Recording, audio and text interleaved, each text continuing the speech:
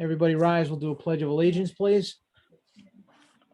Pledge allegiance to the flag of the of the United United States of America, to the republic for which it stands, one nation, one nation, under God, indivisible, indivisible, liberty. liberty and justice for all.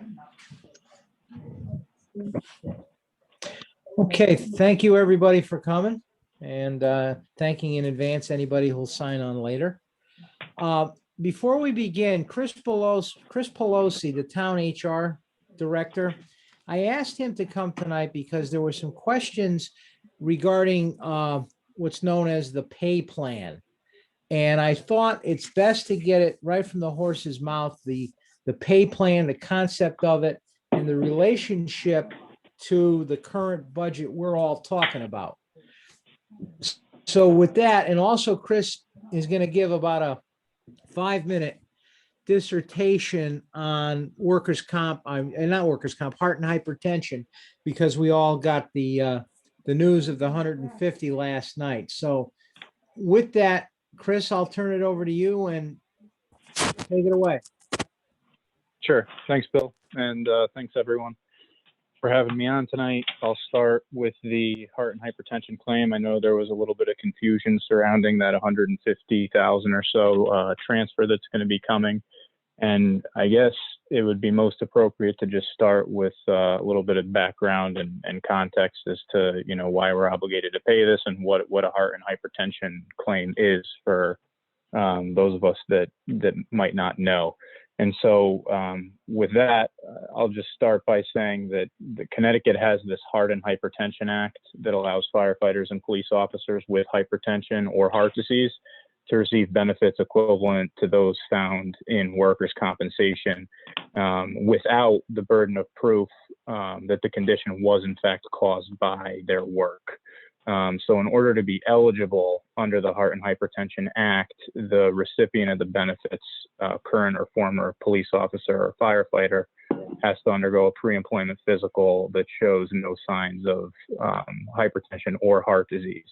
And under the law, the presence of these conditions after employment has begun indicates that perhaps those problems themselves may have been caused by the workplace. So police and fire who meet these requirements and provide notice of their condition within 1 year of diagnosis can expect to receive the equivalent workers' comp benefits. So that's kind of a little general summary. In this case, one of the individuals with a pre-existing heart and hypertension claim required emergency medical services, as we're all aware, that resulted in a large loss, upwards of 150,000. The claims adjuster at PMA reviewed the claim to ensure that the treatment this individual received was correlated to the original diagnosis and that it was in fact a covered condition under the Act. And then the invoice was forwarded to the town on March 1st for payment. When I received the invoice, obviously I contacted PMA to explore potential alternatives, such as requiring that those medical expenses be paid through available group coverage. Unfortunately, in this instance, that wasn't an option because we're no longer self-insured on the group health. And obviously, our group medical carrier is not going to allow us to push heart and hypertension medical expenses through available group coverage in a fully insured environment. But if we were self-funded, that might have been an option that we could have explored. This is a standard process for quasi-self-insured, the type of quasi-self-insured relationship that we have with our insurance carrier. And while we do have an actuarial estimate of our exposure on existing heart and hypertension claims, it's often speculative at best because of the inherently volatile nature of these types of claims. At best, we could look at a 4 to 5 year average and budget accordingly to mitigate large losses such as this. I did prepare a loss run for the 3 active heart and hypertension claims the town owns, and they appear stable with no pending activity that exists currently. 2 of those claims were accepted back in the 80s, just so that you guys are aware. 1 is relatively new. If there's specific questions related to any of them after tonight's meeting, I'd be happy to review those, and I would encourage any board members that have more specific questions to contact me directly, we can review them together.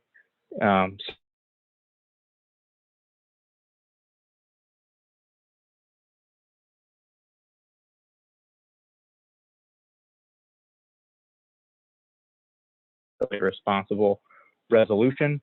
I understand that the board wants to ensure that department heads and staff are taking the appropriate steps to reduce the frequency of unpredicted expenses. However, I just want to make it clear that this example was not a settlement or something that we could have gotten ahead of, nor is it something that occurs frequently. And just quickly to end on this issue, I believe there is an accrual in our financial statement as to what the actuaries estimate our exposure to be based on our claims history. We evaluate that on an annual basis to determine whether additional funds need to be allocated for workers' compensation and heart and hypertension related expenses. And to date, we've not identified a need to increase that line based on prior claims history and experience. So that's to that point, Chris, to that point, there is an annual accrual in our audit for claims and judgments, and which that's part of.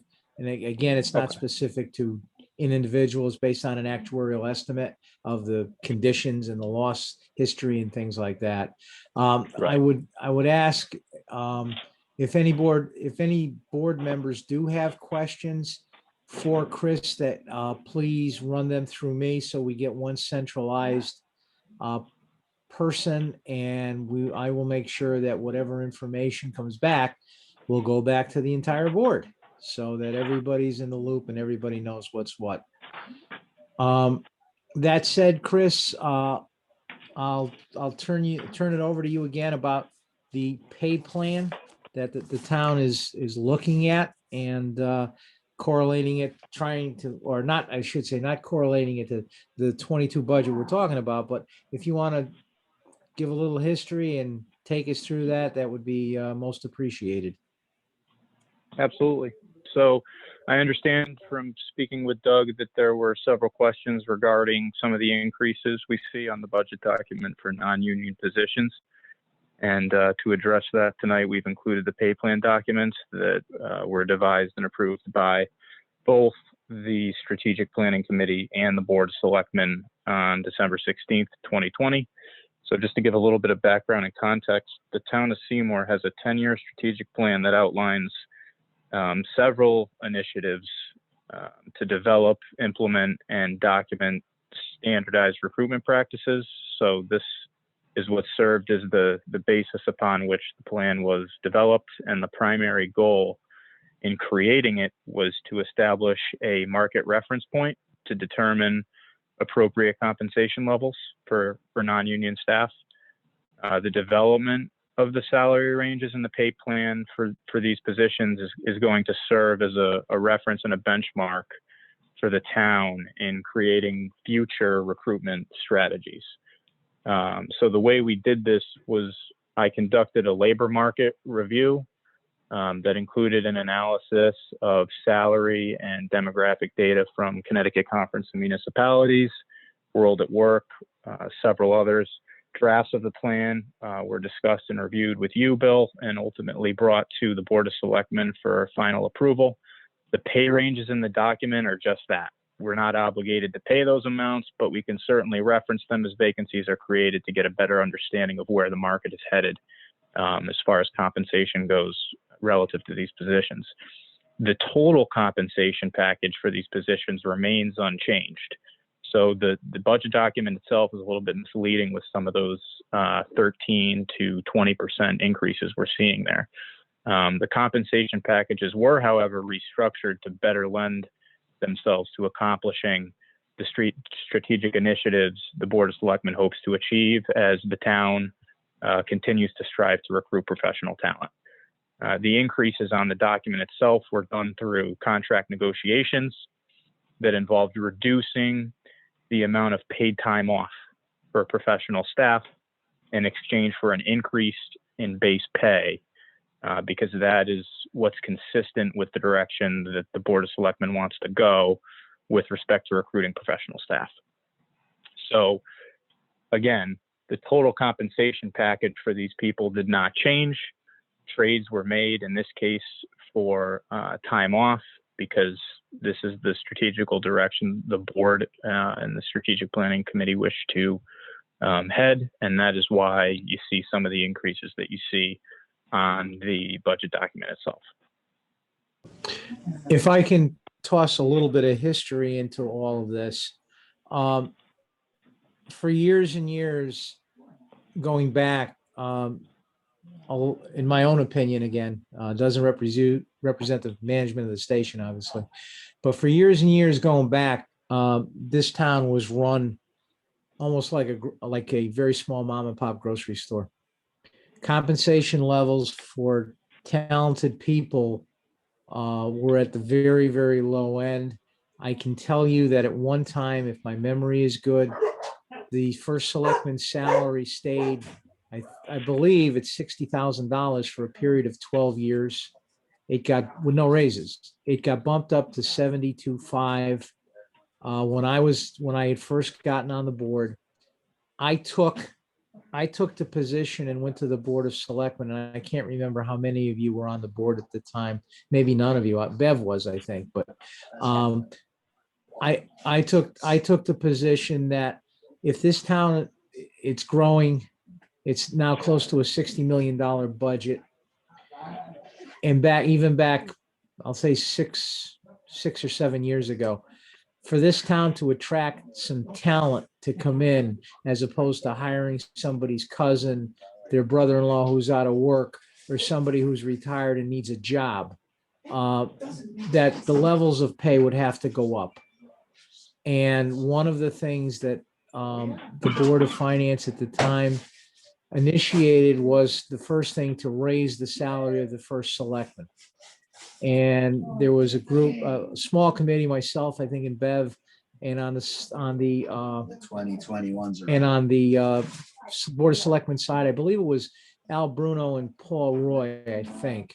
Four of us got together and we decided to raise the salary, the base salary of a first selectman coming in to $85,000, which meant the salary had been 72.5 for, I think, another 10 years before with no raise. And the only way that this town is going to move forward, get professional management, and attract people is to pay. I mean, that's a fact of life. This thing is a business. And I think the phrase "you get what you pay for" comes into play in a lot of cases. And I can tell you, having been involved in various organizations in this town over too many years and attending a lot of meetings and interacting with a lot of people, you don't want to go back to the 70s and 80s, because there were a lot of good folks, but there were some that just didn't have it, but got put in positions that otherwise they may not have been qualified for. As I said, that we looked on it, and the 80s go back almost 40 years now. And Rich, you probably weren't around, and Zanny certainly wasn't around. But the only way, into the strategic planning group's credit and the selectmen putting a plan, a compensation plan together, where you have a position to negotiate from when you're bringing candidates in, that's professional. That's how you do things, as opposed to, bringing in somebody and looking across the desk at him or her and saying, "How much you want?" And, then playing that kind of game. So it's, to a lot of people that are bent on the old ways, this is probably a shock. But as Chris said, these are not, numbers that are cast in stone, but rather ranges. And depending upon a candidate's experience and qualifications for a position, well, that's where the numbers come from.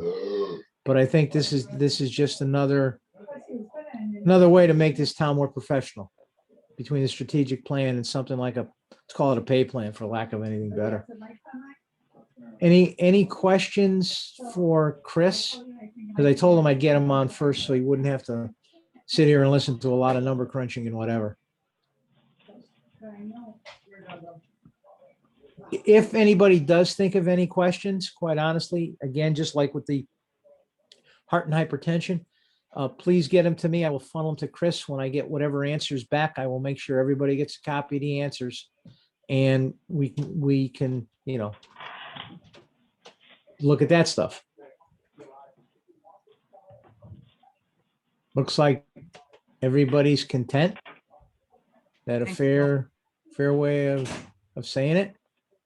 Okay, well, in that case, Chris, thanks for your expertise and shed light on two very big areas, let's call it.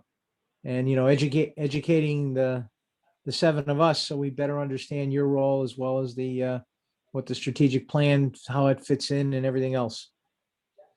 Of course, anytime. And if any of you ever have any questions, please don't hesitate to contact me.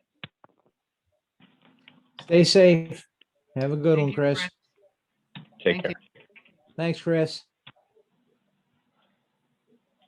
Okay, I hope that, and as Chris said, he's a pretty good guy in the discussions and things I've had with him. And if anybody's got questions or think of something before you go to bed tonight and, oh, I should have asked that. Scribble it on a piece of paper so you won't forget and let me know and I will get it to Chris. Having said all that, now we're looking at numbers. Thoughts, the edition I'm looking at that Doug sent out is edition 4 dated March 18. So we're all, just want to make sure we're all talking about the same pieces of paper here.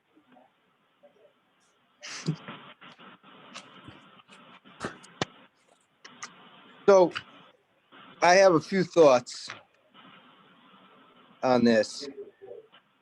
And I guess for me, we'll start on page 1 under the capital fund. So we're seeing 106% increase in our capital fund this year. So I'm just curious as to what are we including in the capital fund in regard to that needs to be there? Did we decide that the Rich, you're coming in broken up, Rich, on your audio. Okay, hang on. Your voice is chopping up. And I'm hearing a lot of backgrounds from unmuted people. I'm sorry. I can't concentrate on it. Okay, how about now? Is that better?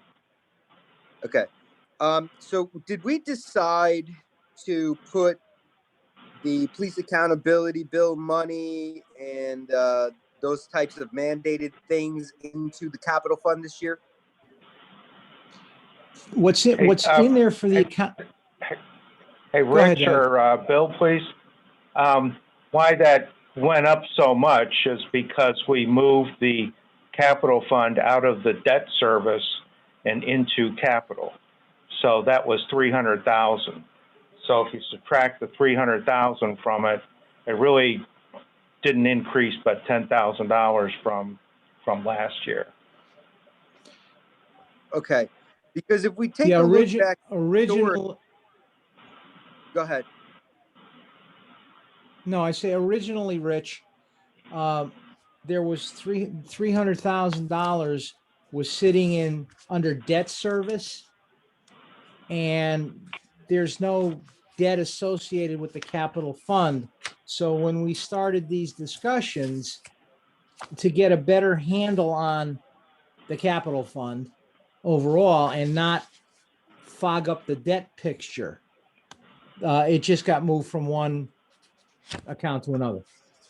Okay. And as far as the police accountability, the 90,000, that's it's only 50,000 of it is in the budget we're talking about, the 22 budget. 40,000 of it is in the budget we're working with now. Okay. So the hit to that budget is 50 for the one we're negotiating through, and 40 of it is in the current year's budget that we're all working with. Okay. So now if we look historically though, looking back and say like the 2016-17 budget and 17-18 budget, the capital fund is up at around 632 to 650 around there. So did we do the same thing moving the debt services line there these previous years? It may, I don't remember, Rich, it may have not been moved so that the numbers are what they are. But if you look at it, last year, the capital fund was 3, and my sense is that there was 300 of it sitting in the debt line.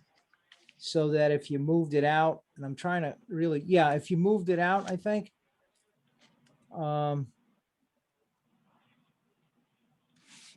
It would have ended up in the capital. I'm not positive, to be honest with you. I don't remember it. Okay. But the bottom line on all of this is we all had Anne Marie's sheet, which comes up to 300. And that's why you see line, the second line under town capital, non-recurring, it says capital projects 20, 21, and 22 of 300 even. That goes directly back to the one sheet of paper that says long-term capital plan that Anne Marie presented. And it's got the public works truck, it's got the software, it's got the police accountability stuff, couple of bucks for the oil tank removals. So that's that number. And the other items under the capital non-recurring in the general fund are things like we put $7,500 in for the turf replacement. Rich, that was your idea. Yeah. The fire department, one new Jaws of Life, which, you know, you really want to see those if you're stuck in a car and it's all bent up. Some capital equipment, you know, some town mowers and things for the parks. We put another 17.5 in for revaluation. That's coming, you know, that's for down the road. But just like with turf, if you don't try to set a little bit aside now, you're going to have a big chunk later. Mm-hmm. And that's really the genesis of all this. So what would it do if we were to actually cut 100,000 off of the bottom line in our town capital non-reoccurring? Where are you going to take it from? Because Maybe capital across the non-recurring board, is a because fairly I would like to say maybe just across the board, you know, a little out of every single line item, because, you know, here's an area where, you know, we see a pretty large increase. I understand some of that is mandated, you know, but some of it is not. And I like to see this whole expenditure just drop a little bit more, because like I said, we are not in a position this year, I think, to just go nuts, you know, and I think that some serious cuts are needed. So, I mean, you know, if we're looking at, you know, capital projects, maybe deduct like 25, you know, go down, you know, just as we go down the list and just see where it would make sense to make a few more cuts on some of these things. You know, and that's one thing just from the cap and non-reoccurring. But I also think that, you know, we should take a look and see if we could start to trim a little bit more from some of the departmental budgets that we're up with. Because overall, if we're using a 34.71 mill at a 98.6 collection rate. Okay. If we were to trim like another 300 to 400,000 off of our expenditures, I think we would actually be looking pretty good in a sense of being able to reduce some taxes for people, lower the burden a little bit. You know, maybe we can do a couple things like we've done in the past where, you know, like with road salt and stuff like that, where we know that we don't want to put it on the taxpayers, but yet it's going to get paid anyway. So, you know, we would kind of shift that around a little bit. You know, take some things out of contingency in the event that we needed to, you know, things of that nature, because I really strongly feel that, you know, we need to trim this down a little bit. And that's not just my personal views, but that's also coming from my constituents as well. So, I yeah. think, you know, in looking, the material amounts that are in this budget are, like in any small town, are salaries and benefits, health insurance, retirement, union contracts, the negotiated salaries of the non-union people. That's a big chunk, which obviously our board has, you know, we don't have a sway over that. If there's a contract, we got to pay it. And we don't have a say over personnel in terms of, well, we're not going to fund this position or that position. So having said that, as a practical matter, to expect something the size of 300,000 or 400,000 to lower this budget, I don't think it's practical. I don't think it makes sense. And I think if you kick the can that far down the road, we're only going to end up paying for it, because you've been on the board a while and you've seen what was done in the past and what we're trying to do to dig out of this, to dig the town out of the hole, which I think we've done, but keep it out of the hole. And yeah, do we have to put in for a, you know, to fund a public works big dump truck? No. The F-550 truck, the pickup? No, it's almost 200,000 right there. But the question then becomes, if you owe 200, if something goes down and all of a sudden, a public works dump truck's needed, then we end up much like the turf funding that we're trying to salt money away for. Then we end up with, okay, where are we going to get 200 grand from? And that becomes a bigger issue than anything else. You know, there's a storage building to shield the equipment that Public Works has. They've got a lot of stuff. You can't leave it out in the elements. We're not going to put up a brand new brick building. So this was the best alternative that anybody, I guess, could come up with. We've got 40 grand in for, you know, dash and body cams for the Accountability Act. We're certainly not cutting that. Other than that, that's pretty much the 300, except for, you know, 10, I think, is on oil tank removal, because that's, you know, that's about, you know, down the road, that's going to be 75 to 100 grand. To take, you know, a master slash at the budget, I think it's, you know, and I'm not a big fan of paying taxes either, you know, and I don't think anybody on this call is, or anybody out there. But the one thing the town has to do is keep moving.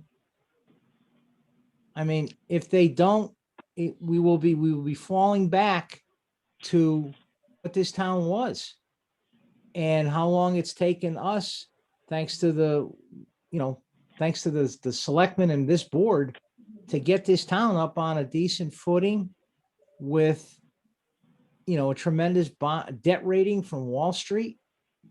And I don't see where you could do it. I mean, you could take, your workers' comp is 300,000. Health insurance is close to, what is it, a little over, retirement's $1.5 million. That's something we have no control over. Social Security, it's about 400,000. I mean, all of these things, all of these things that we're looking at, health insurance is, almost 2.5 million. So to take and say, let's slash 300.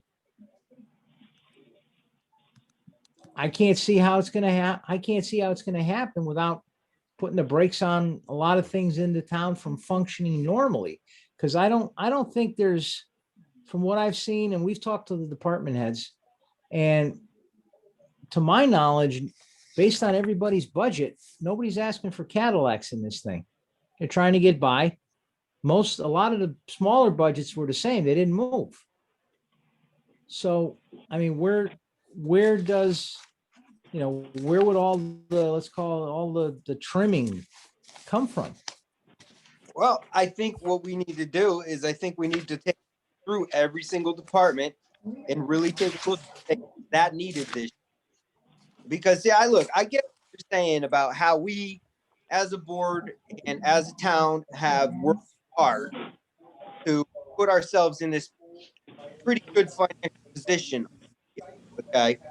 But I also think that all of that hard work that we've done over these years to get to where we are has put us in a position to where we could put the brakes on a few things for a year and not really feel that much of an impact.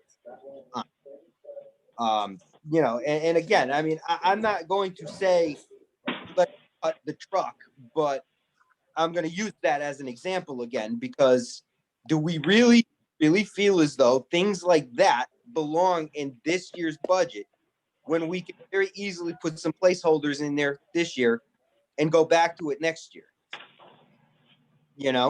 Well, if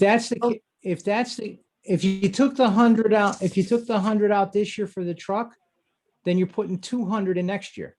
And then what kind of discussion do we have in, a year from now that, well, geez, we can't really do 200. We can only do 100. So we'll kick it down the road again. And right. this is how problems start. I'm using that as no, I understand. And I get because, that. I get that. I'm not saying that's because I understand that it's important to kind of continue some of the things that we do every year to maintain and not kick the can down the road, so to speak. But I definitely feel that there should be some areas throughout every single one of these departments that we could slash something off of, and then also with that being said, I'm also not super comfortable still with the Board of Ed number. I mean, I think right there in and on itself, at least 50,000 to 100,000 less than what they're looking at now. It's that is just how I feel about this. And I don't know.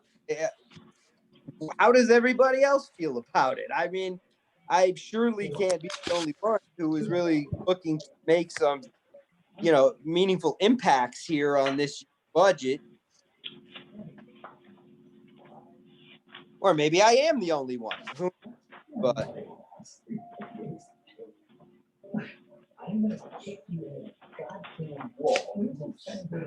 I mean, as I've said, and anybody and everybody, please chime in.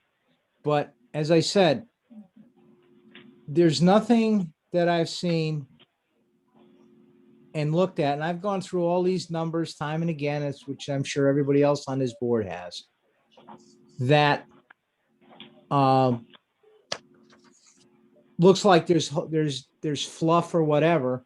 I am absolutely opposed to kicking the can down the road, because I've seen where that can bite you. Boy, have I seen where that can bite you. And in terms of the Board of Ed, we've seen their detailed budget. They're stuck with contracts and things such as that, special ed costs, transportation.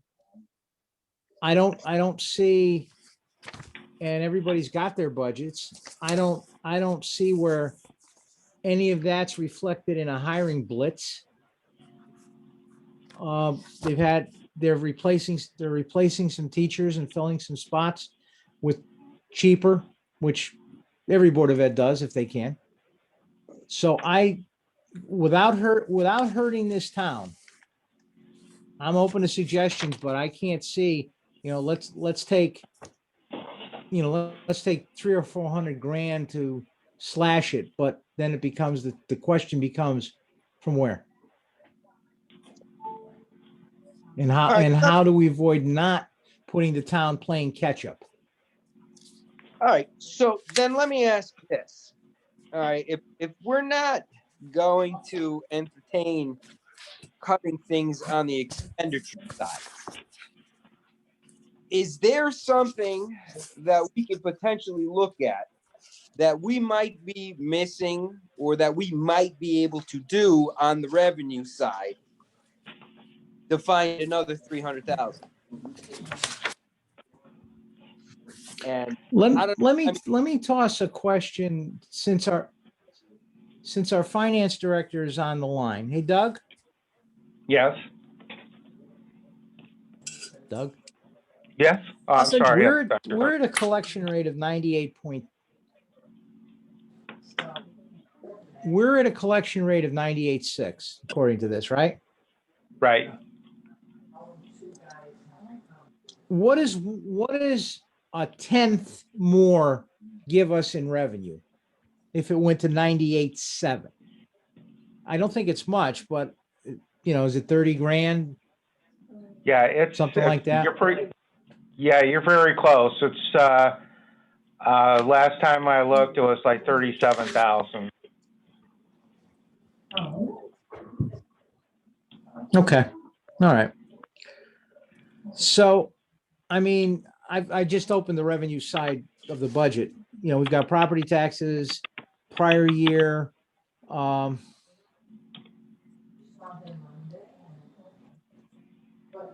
We've upped the, we're looking at the projections, the projected actuals, and I'm on page 3 of 26 from the edition 4 again, the March 18 printout. I mean, they're projecting 300 on interest and liens, and the revenue budget's 300. There's not the block grant, which is strictly education, is the same as last year. The reason it's the actuals down is the second check for about 5 million. It's not coming till May. We've put in the 30% reimbursement for the body cams and dash cams, because we've got to cut the check. From all I've heard, we've got to cut the check by, let's say, midnight, June 30th to pay for it.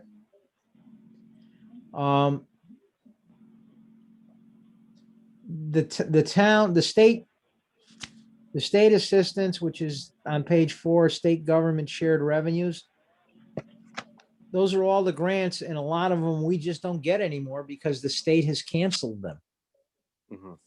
I mean, we don't get the municipal sharing. We don't get the LoSIP. The circuit breaker programs going the way of the dinosaur. The rest of it, if you go to page 5, I think, the building inspector's revenue are consistent. That's gone up a little bit.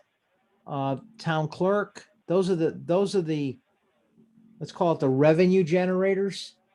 Mm-hmm. People come in, they need permits, or they do whatever. Transfer station, garbage, the fees we collect for people dumping garbage, 48,000. Going over to page 6. Not any one big number. Sewer assessments is, 210,000. We don't get paid by Oxford anymore. Water assessments and interest, pretty consistent, but those are going down. Interest on the general fund. If you look at your own checking accounts or savings accounts, doesn't look real promising of how much money people are making on interest.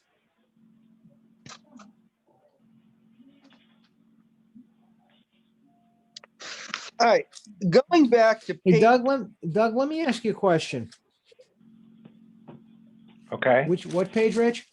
if we go back to page 3 under the real estate conveyance, our actual Okay. this year, 205,409, and we have an estimated 185,000 in revenue for the budget this year. Mhm. I think maybe that we should kind of boost that up to 200,000, and we could pick up some there.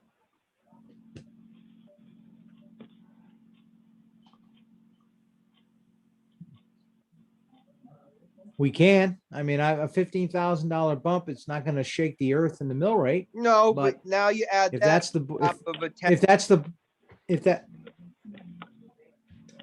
that's the board's feeling to bump 185 to make it 200, I mean, I certainly can live with that. I mean, I don't think that's earth shattering. I mean, it's Hey, making some. Doug, I got a question for you. Yes? The last page, page 7 of 26, Yes? we've got other financing sources of projected actual of 554. Yeah. What is that? As you recall,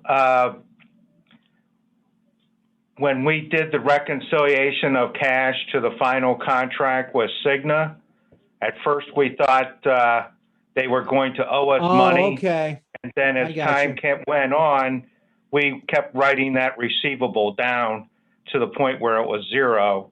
And then we actually did get a check from them. So actually the 550 Okay, is that's a what that little was high. then. Yes. Okay. And the capital project fund reimbursement, you've got actual at 470.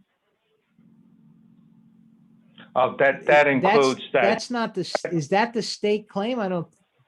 No, that's actually That- that Cigna payment. I need to Okay. move. Yeah, I put it in the wrong spot, or somebody did, so we need to change it. I know. No, it wasn't me. So No, it that's wasn't you. that's also Wasn't me. so the 470, the 470 should get added to the 554. No, it's in the wrong line. The 470 should be up one. Where's it?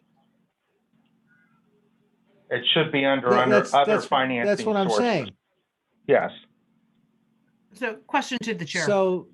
So yeah, go ahead.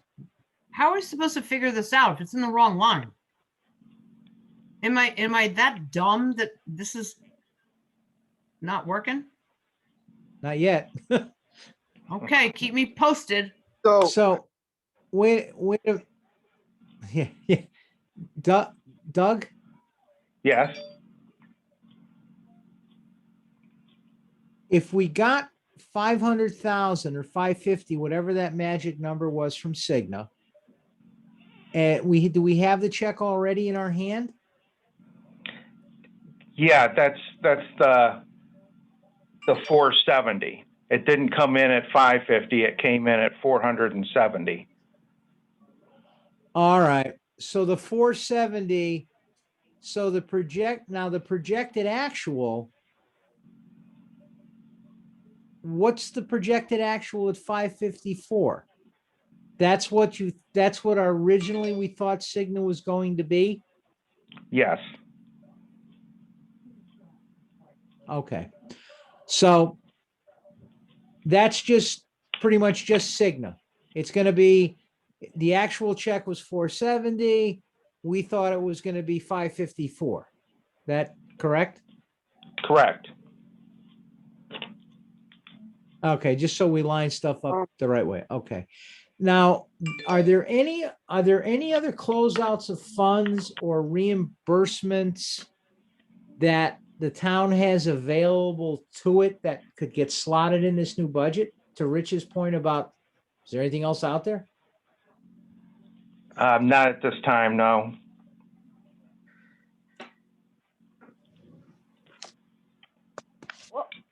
So our And- capital projects are closed down?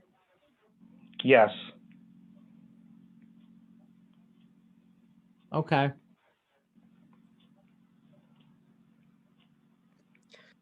All right, so then if we go at a 98.7% collection rate, we pick up roughly 37 there. Yep. Then we add, another 15 grand on the real estate conveyance.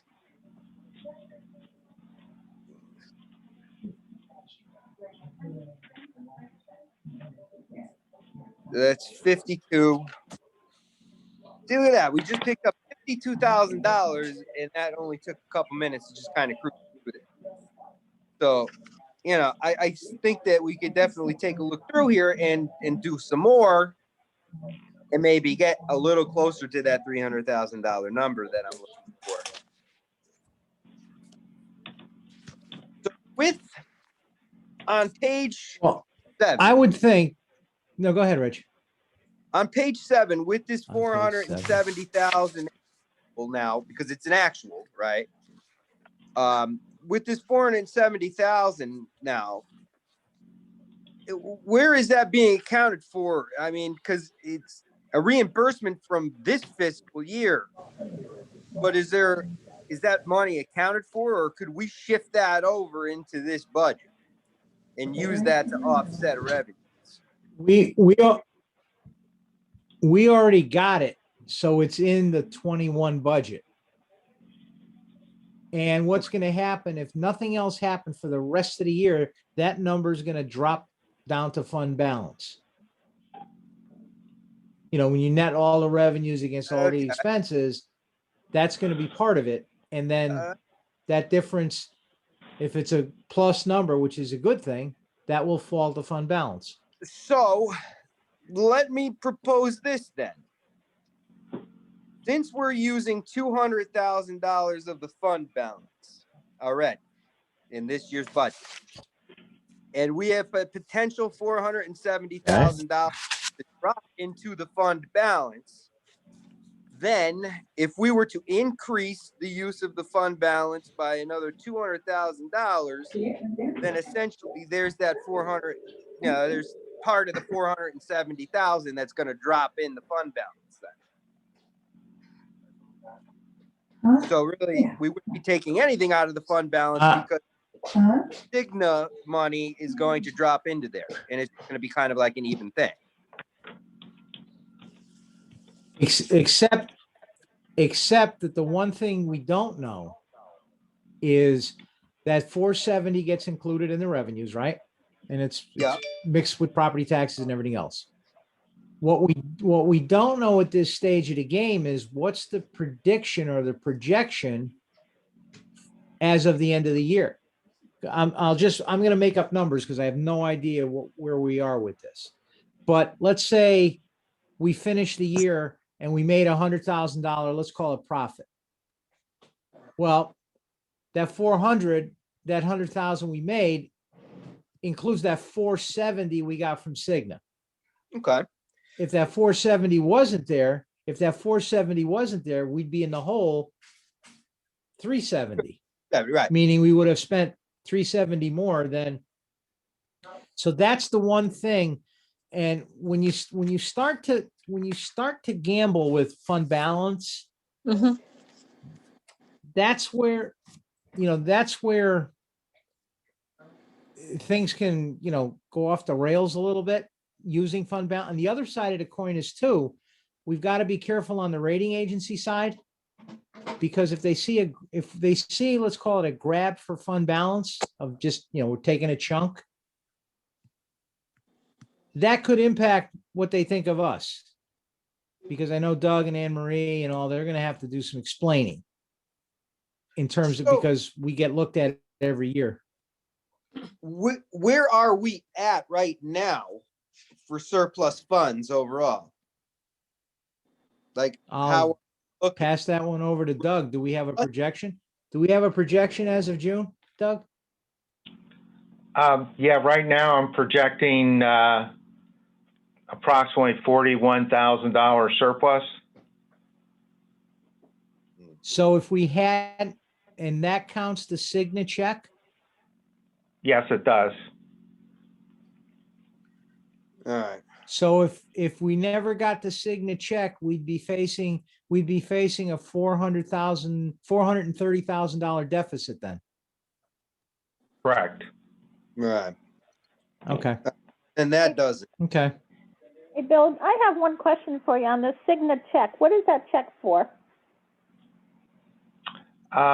We had a contract with Cigna the previous year that was for health insurance, and we had a maximum amount that we had to pay out. And so what happened is that during the year, Cigna would just bill us for claims, and we would, pay the claims. And then we settle up at the end of the year. And so that's basically what the settlement is at the end of the year. And we're no longer with Cigna. We're now just fully insured with Blue Cross Blue Shield. Okay, so there's not expected to be any kind of reimbursement from Blue Cross or Blue Shield? Yeah, we're in a different kind of contract with Blue Cross Blue Shield where we're fully insured. The other contract is where we had a piece of the risk, and if our claims actually came under the maximum contract, we would have gotten reimbursed for that. Okay. So, question Go ahead, Betty Ann. to the chair. In answer to Beverly's question, what was the total? The total reimbursement was the $470,000. And we have a check for that? Yes. Okay, thank you. Yeah, that's that one in the bank. Yes. Okay. I mean, I think all in all, I don't have a, go ahead, Amory, I'm sorry. That check has been deposited already. So it's not like we're waiting on it. It's not like we haven't deposited. It has been deposited already. It was electronically sent in from them. And I'm sorry, I So joined. that counts in the budget we're in now, the 21. Correct. Yeah, so that counts in the 21 budget where we got 3 months left, or 3 months left, I guess, in that budget. So there's no rolling over or whatever of it. But as I said, it's a dangerous practice to grab onto fund balance, because sometimes when that happens, groups get used to that, well, we can operate as a deficit and we'll fall back on taking out of the savings account. Right. Well, I mean, 200 is not an awful number.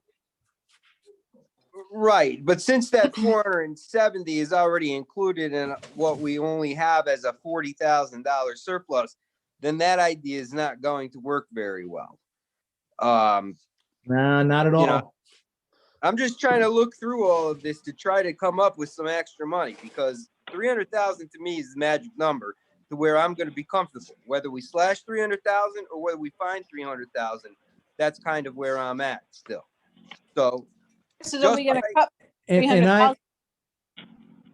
so just with bumping the collection rate up to that 98.7 and increasing that little bit over on the real estate conveyance, we're at 52,000.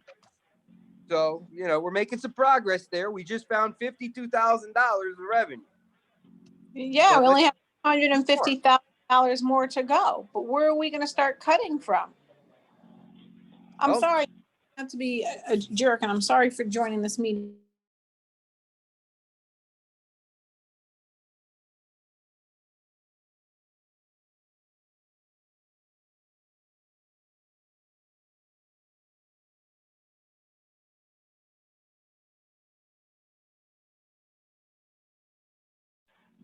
I feel that if we start slashing and we start taking from the general fund, then the general fund is we're gonna start doing what everybody else is doing and just keep borrowing from our savings to keep the lights on. And we can't do that. Nor can we keep raising the taxes on our residents. But if we cut services, we're gonna take everything that we've worked very hard for in the past 16 years, and we're gonna push it all the way back. And the point of moving forward is not going backwards, okay? It's continuing to move forward. If we start slashing too much, then we're like, well, we could take here, or we can live without this, or we could do this. Where's it gonna start coming down to losing people's jobs? That pretty much echoes what I said before you joined, Anne Marie. I'm sorry. We cannot fall backwards. I mean, I get it that, you know, it's a lot of money, but as I said before, the majority of what we have are salary and benefits and by contract. We've got a capital plan that keeps the town moving. And quite honestly, I don't think there's $250,000 in this budget after all of that stuff, just to take and slash it because it looks good. And that's what can happen. I don't think that would make any sense. And I actually think that, quite honestly, we're going to really hurt this town. And that's not what anybody's here for. Okay, well, don't say that. I didn't try then, at least. No, I appreciate, no, the effort's there, Rich, and no one's panning you for trying. And trust me, I've poured over these numbers too and try to look, well, maybe we can take X here, X that. I went the route on thinking about the trucks too, like you did apparently. And yeah, we take 100 out of the capital plan for a public works truck. And if God forbid we need it, we got to write a check for 200 next year. And I don't think we want to do that. And it's no different to your suggestion last time we got together about making sure we put money aside for the turf fund. I mean, it was only $7,500, but to your point, if we don't start salting stuff away now, we're going to get to the end. And for too many years, nothing was ever salted away in this town. Then we're going to get to the end, whether it's revaluation or the turf fund or whatever. And, oh yeah, we got to fix it. And then what do? We got to write a big check, and no one wants to do that.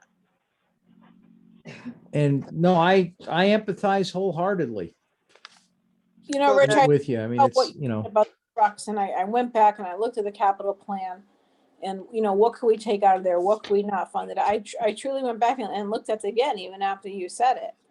And we have to fund for this, the police department, because it's unfunded mandate by the state of Connecticut. Right. We have to pay for it. There's no doubt about it. Now, just going off a little bit with that, you know, here is the local and municipal, I guess you could say the local and the municipal squeeze of that particular piece of legislation that's kicked down to, you know, being kicked down to our residents on the backs of the taxpayers. Mhm. This is really where we. Rich, your audio is breaking up. But with that Your said, audio is breaking up, Rich. hold on. How about now? That's better. Okay. Now it sounds okay. So now with that said, we've picked up $52,000 already. I would like to definitely go with maybe the 98.7% collection rate. I would like to also increase that little $15,000 bump on the real estate conveyance. And then with that, I would also take a look at maybe picking up another 50 grand on the Board of Ed. And that'll give us 100,000, and then I'll be all right with that.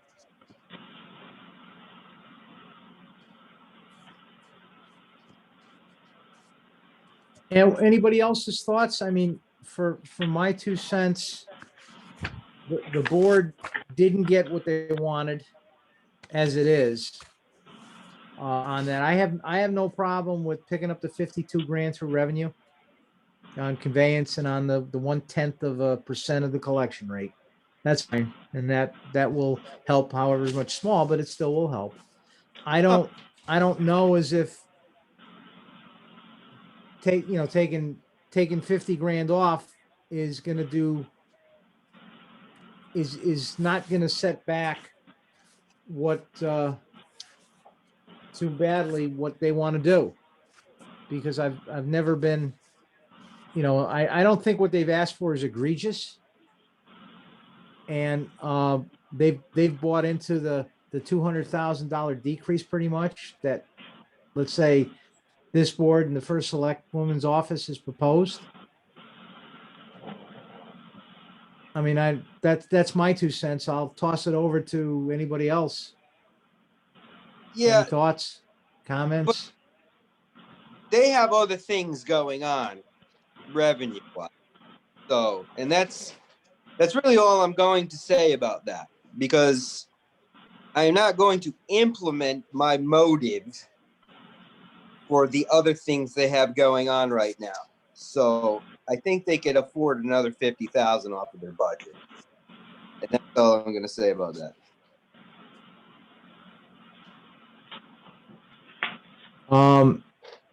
I would hate to make a decision knowing half the information if you know something that this board should know decision wise.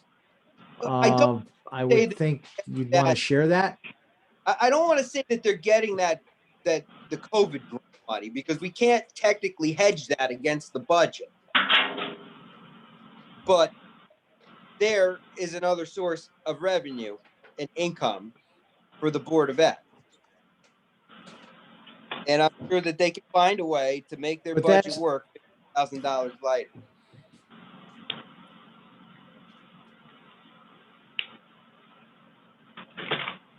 Anybody, any other thoughts from anybody? I have a question for the chair, Bill. Oh, Yeah, go ahead, Ben. without Your knowing, video's off. yeah, Oh, there without you are. Okay. knowing, I was picking my nose. Sorry.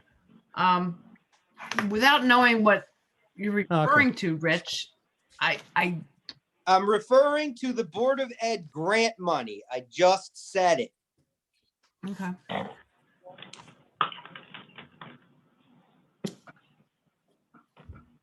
Okay, thank you. But there again, we technically can't hedge that on their budget. You're absolutely right. Nor would I want to be the town official to say, go ahead and do it.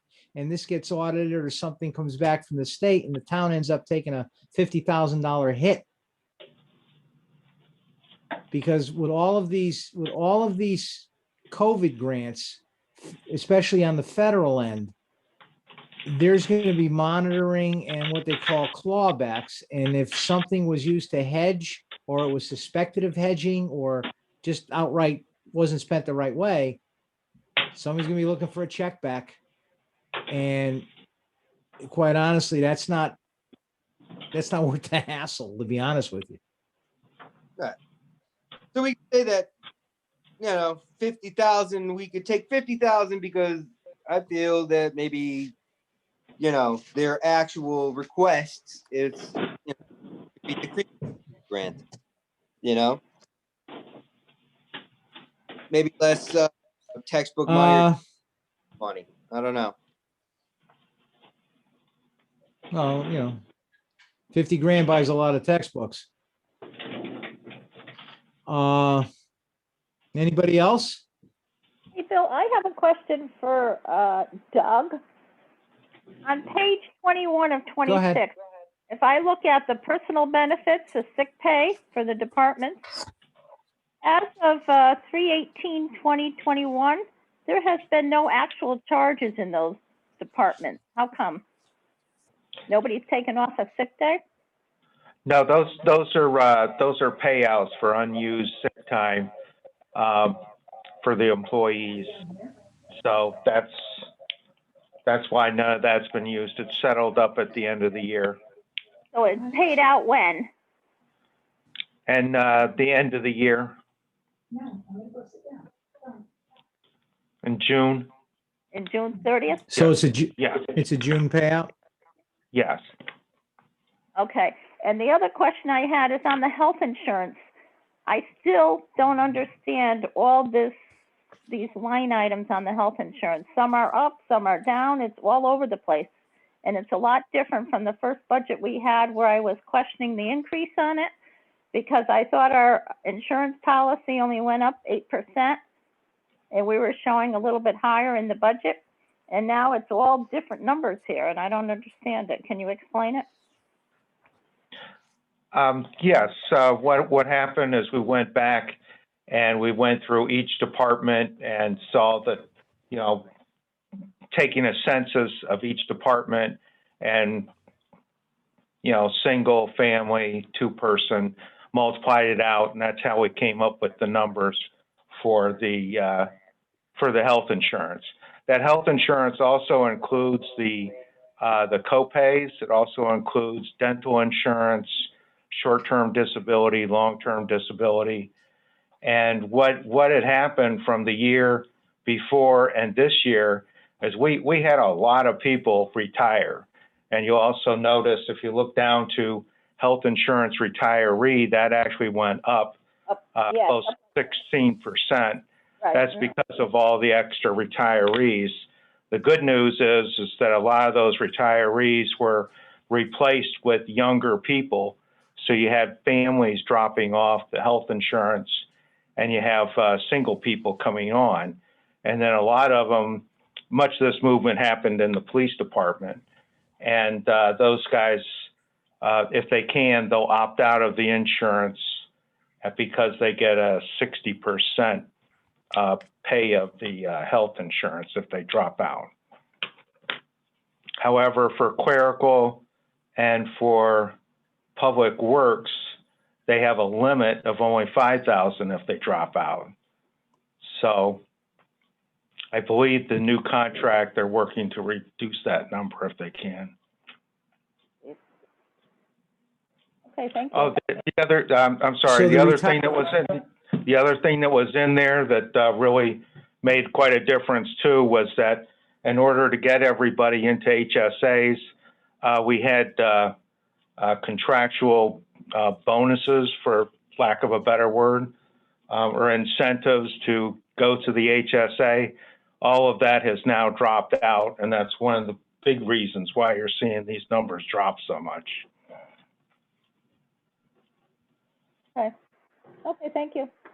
Sure. Okay.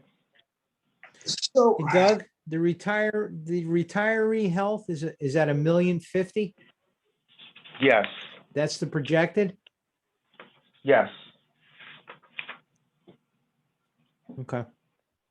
so one more quick thing that I'm looking at over here now under revenues that I think we could probably take a look at.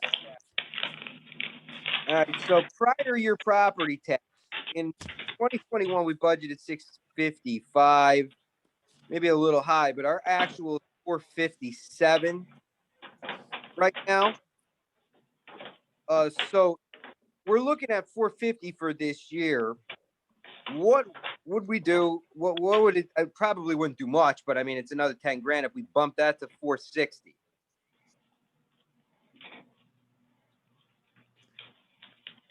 I don't have an issue with it, but keep in mind if there are people, if we're looking at, we're at 457, we got a few months to go. I mean, if that went to 460, it's not an issue for me for 10 grand. That's nothing that's going to materially change anything, but if it picks up 10 grand, that's fine. Right. So now we add that 10 grand into the 52 that we picked up already. And now we're at 62,000. See? We're just making money hand over fist.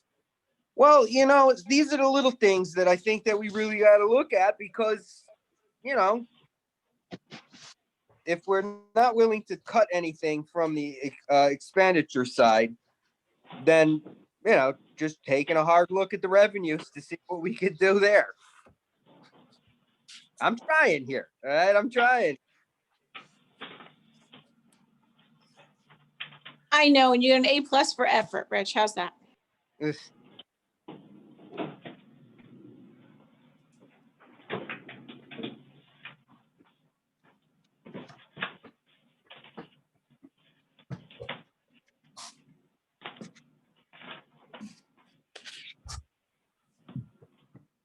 So does anybody besides myself have any suggestions or anything?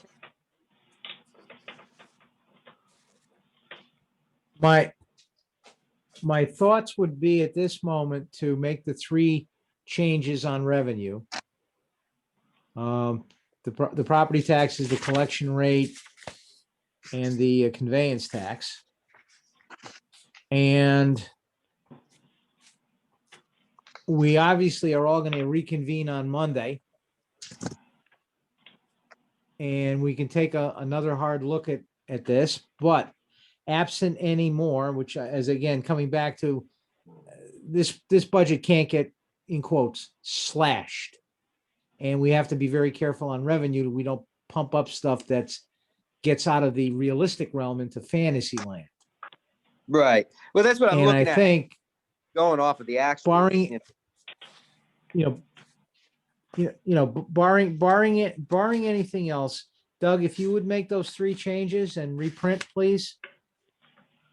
Okay,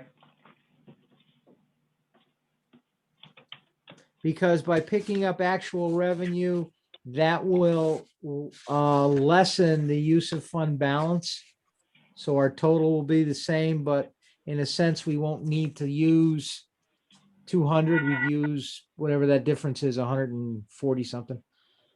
And I would like for everybody to consider this enough that, Doug, if you can get the new printouts sent away, we're looking at a budget right now of the 59,178, 558. We're kind of shuffling cards a little bit around on the revenue side, but the totals shouldn't change. The 59,178, 558, barring any other, let's call it math errors, issues, whatever. I think Monday night, what we want to be prepared to do is hopefully vote on this to send it off for our date.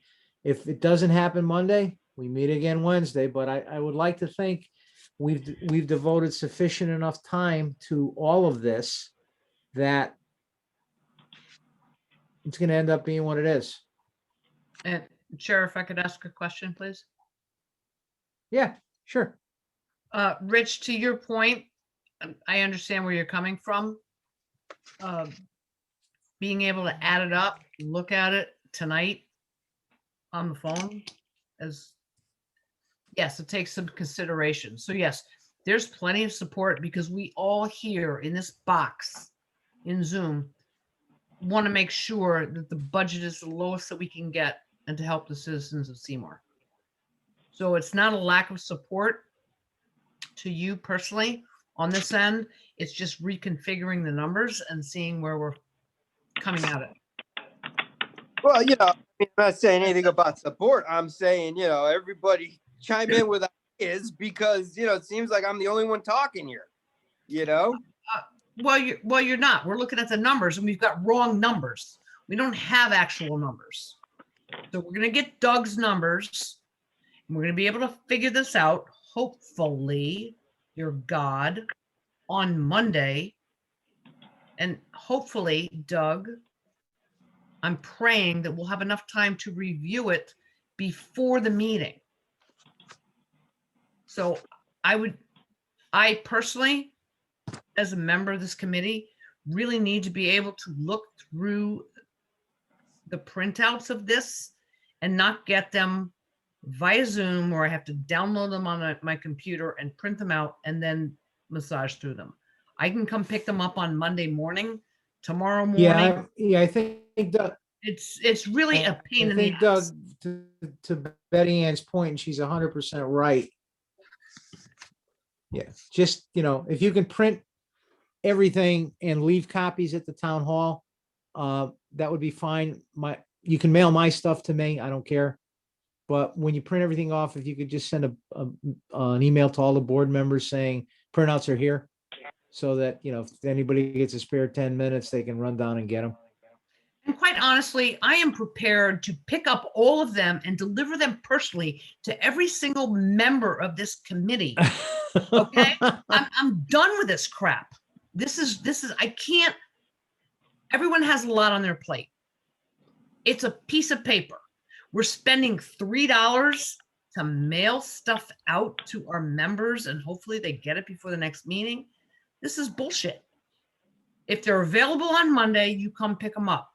We have 4 or 5 people, Democrats, Republicans. We can drop them off to anybody on the planet. It's a small town, but we need to have this information well in advance of a meeting. We're deciding on what's going to happen with a $58 million budget for the town of Seymour. So I don't mean to go off the rails here, but this is crazy. It's absolute nonsense. With all due respect, I think I got mine in a very timely fashion this time. Yeah, but I can't print it. I got 3 routers getting redone and print papers and all that stuff. If you're going to print Well, it, I think I get the best solution to this is, Doug, if you can make those changes, put the Cigna money on the right line, send an email out to everybody, print the stuff, leave it on the table like you did it before, tell everybody copies are here, and come get it. and if no one can come get it, I will hand deliver it to you. Okay? Simple.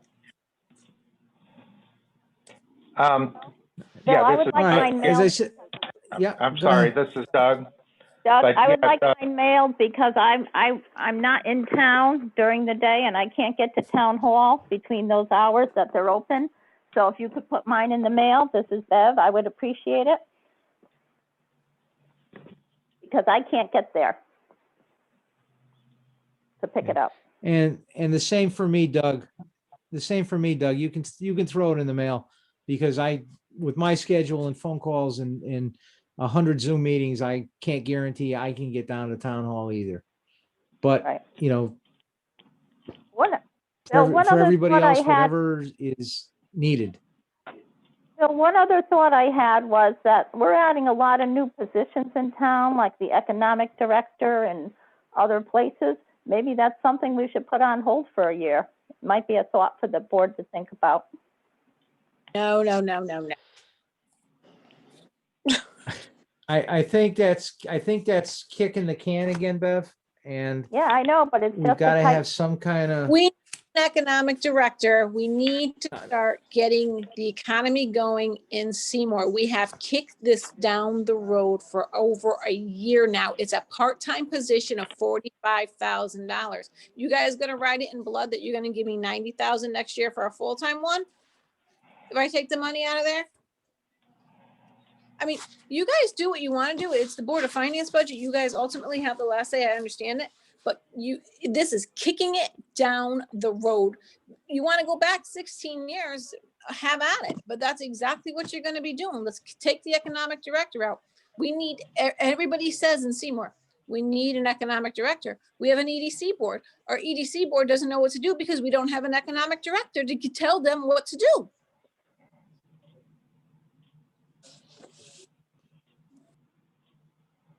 yeah, and unfortunately, that's real life.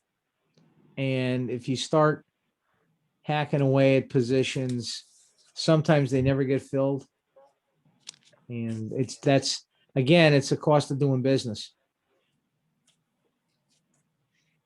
But I think to Rich's credit on, a couple of revenue ideas that I don't see why this shouldn't work out the way it sits now. Likewise, I think it's great. All right. Do I have a motion to other, adjourn? okay. Bill, this is Doug. Ooh.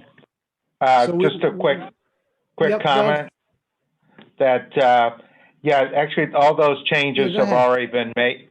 Those changes have already been made And I'll do the printouts first thing in the morning. So anytime tomorrow, if you want to come by and pick them up, or if you want to, I can drive over to your house and put it in the mailbox if that helps. Okay, so our budget is still 59,178,558, but we moved some pieces around. And the biggest thing is obviously use of fund balance will go down and the revenue items will go up. And that should be it. Correct. Okay, okay. All right. Anyone wanting Doug to deliver, please let him know. Doug, please mail mine, please mail Bev's. And hearing that, we will get together for another fun meeting on Monday at 7. Hopefully we can finalize this and call it a season. But for now, I'll take a motion to adjourn. There was already a motion to adjourn before the discussion with Doug. We just need a second. Oh, I'm sorry. That's- Second, please. Second. Come on, Rich. Told you, I'm not doing. Ooh, Zanny cuts in It's front of Zanny's Rich turn. for the second. It's Zani's turn. All those in Share the all wealth those a in little bit. favor? Aye. Aye. All those in favor, aye. Opposed? Chair votes aye. Thanks, everybody. We'll see you on Monday. Monday, bye. Thank you, everyone.